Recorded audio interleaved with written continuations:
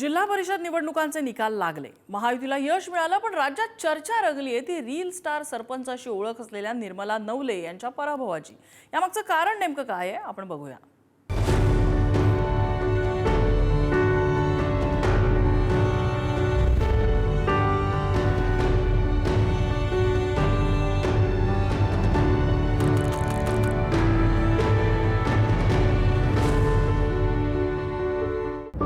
जिल्हा परिषदा आणि पंचायत समिती निवडणुकीमध्ये निर्मला नवले प्रसिद्धीच्या झोतात आल्या। पुणे जिल्ह्यातल्या शिरूर तालुक्यातल्या कारेगाव गावच्या निर्मला नवले या माजी सरपंच, पण सोशल मीडियावरती रीलमुळे त्या जास्त प्रसिद्धीत होत्या। रीलवाल्या सरपंच बाई अशी त्यांची ओळख होती।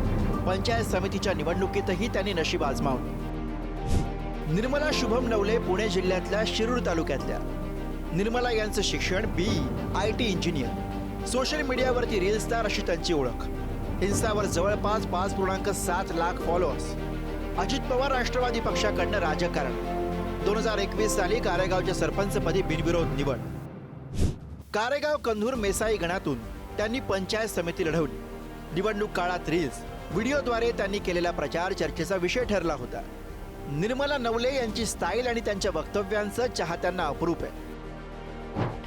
ॲक्च्युली रेंज रोव्हर कार घेण्याचं हे माझं ड्रीम होतं।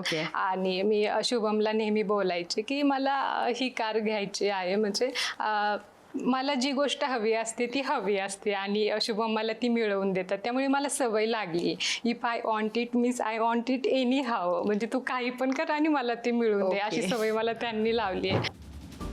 केवळ पंचायत समिती गणातीलच नाही तर सोशल मीडियातील त्यांच्या चाहत्यांनाही इथल्या निकालाची उत्सुकता होती। पण जिल्हा परिषद निवडणुकीमध्ये भाजपच्या मनीषा पासंगे यांच्याकडून त्यांना 329 मतांनी पराभव स्वीकारावा लागला।